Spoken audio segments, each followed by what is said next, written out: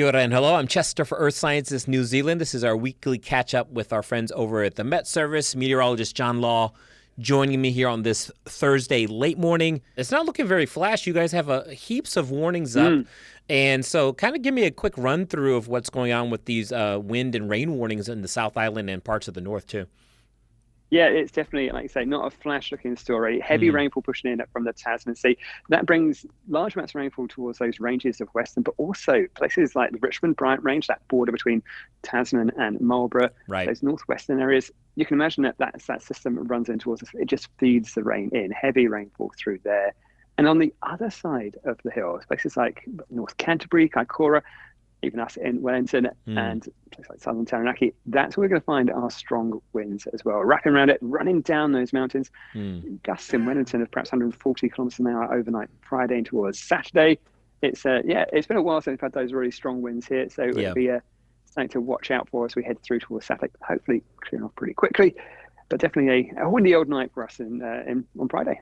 Yeah, for sure. So, a lot of this will start to wind down into the first part of the weekend. A lot of the warnings are through Saturday. Where can people get the full rundown of the timing of the warnings and watches that you're showing on this map?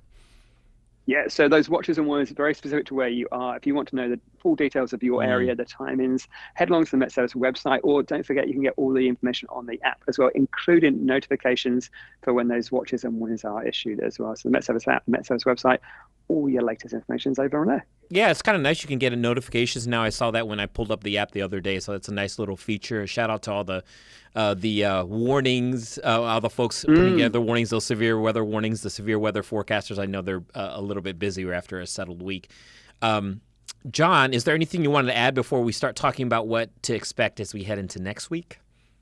Well, I think we talk about weather a lot, but the other thing we're going to see from this is perhaps on the back edge of it, some large swells too, not just on your classic sites, but even places like Able and through parts of Cook Strait and the Kapiti Coast, seeing those seas really pick up. So if you were planning to head towards the coast this weekend, do bear that in mind, factor that into your plans.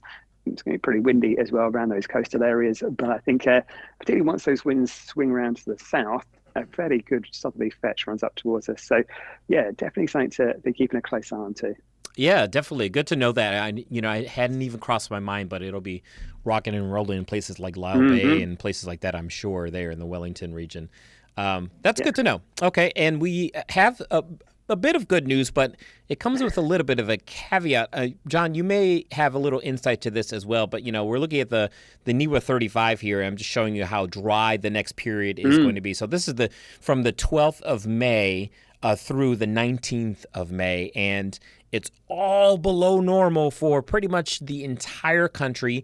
We get a ridge. It's more settled, but that also means probably more cold nights, right? Yeah, it's a classic story, isn't it? Nice, clear blue skies by day, great sunshine, but it can really drop down. And particularly once we get those southerly winds back in, that cold air up and across us, we've had a bit of a taste of those frosty conditions at the start of this month, and nice, dry, sunny conditions. And then very brief, warm, windy, wet period this weekend, and then, like I say, back to that fairly settled but cold story as we head in towards the following week. Yeah, those cold nights, cold mornings, but hopefully that means bright afternoons. But I think this NIWA 35 is a bit reflective, too, of what we're expecting for the rest of the month. We talked about this in our seasonal climate outlook video, which is up on our YouTube page as well, and we have it up on our social pages. But I do want to just briefly, I'm taking us away from the screen just to briefly show everybody once again. Seasonal climate outlook has already been put out, and it does look like we're getting into a drier period as we march towards El Nino. There's a high chance that El Nino will develop in the next several months. We've got the full details in that climate outlook, but as you know, John, you've lived here for many years, so you know El Ninos tend to dry out most of the country except for the south and west of the country, places like Westland and Fiordland. So that's something we're going to be watching over the next several months, really.